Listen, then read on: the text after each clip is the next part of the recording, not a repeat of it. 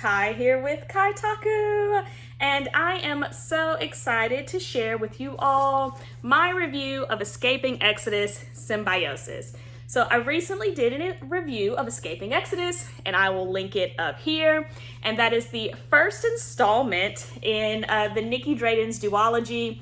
And so I am very excited to share Symbiosis with you all because I liked it better than book one.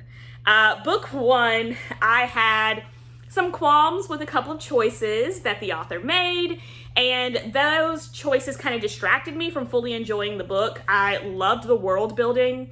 The world building was amazing. Everything about the Zenzi is amazing, and learning how to coincide with their Zenzi, all of that was great.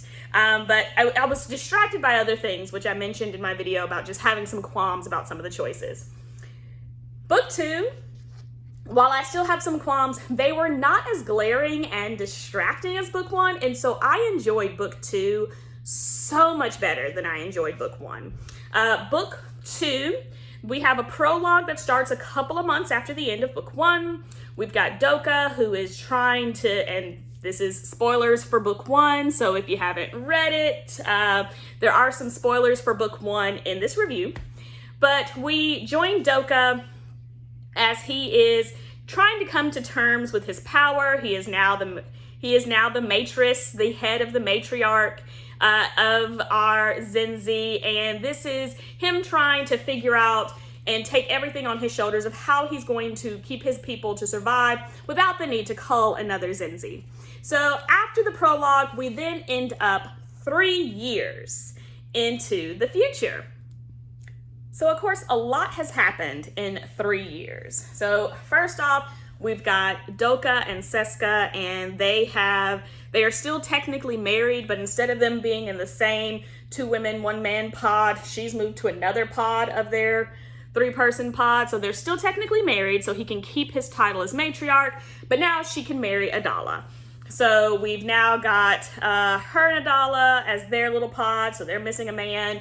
And then over here with Doka, we've got Doka, his wife, and then incidentally, his second husband, which ends up being allowed through a loophole. So we have a little bit of transgender representation, as Seska's husband, Doka's husband, was originally born female and transitioned to male. However, due to a loophole, he was able to keep his matriarch line, which allowed him to be a second husband where a wife normally would have been. So that's a little interesting thing, and I think it was done fairly well in this book as compared to book one.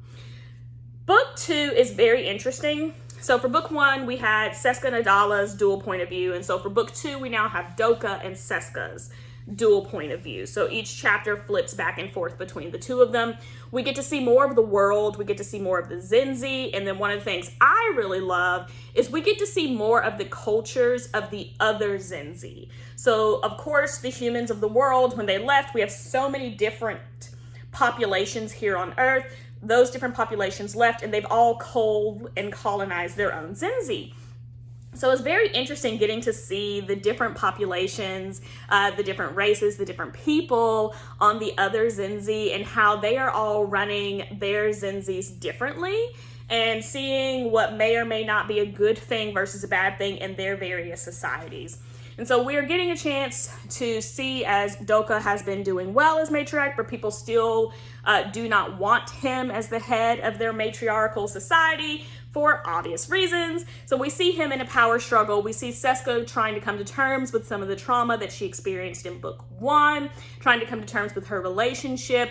And then we see everybody trying to come to terms with continuing to live on the Zenzi, whether or not they're going to be able to survive, and what to do about, the other populations. And we end up with one of the Zenzi dying, and that forces that entire population to move on to the Zenzi where Doka and Seska are. And so then we have to see these two completely different races of people with different languages, different cultures, then trying to coexist on one Zenzi.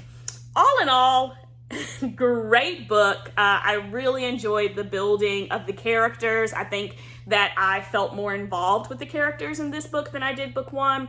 I also felt more involved with the world and that ending. That ending. I'm living for how book two ended. It is well done. Extremely well done, considering, you know, the kind of point of Symbiosis is, you know, who's the parasite? And it may turn out that the humans are the parasite. So if you are interested in a great sci-fi duology, if you are interested in a very intricate and amazing world, because again, we are inside of a space Zenzi with its own living ecosystem inside of it that is somehow habitable for humans. So like if you are looking for a world that you have never experienced before and sci-fi is your jam, even if sci-fi is not your jam, because I didn't really find this to be like a scientific sci-fi, if that makes sense. So like we're in space, so it's a sci-fi.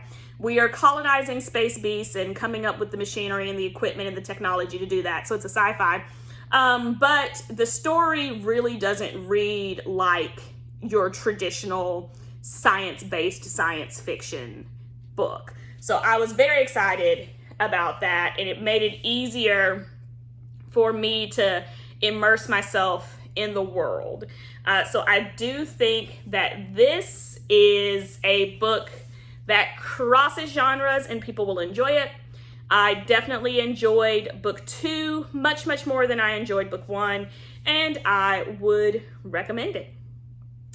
So I hope you enjoyed that review. I intend to do more reviews. I've actually got some manga reviews and things planned for the future, but also, of course, more book reviews.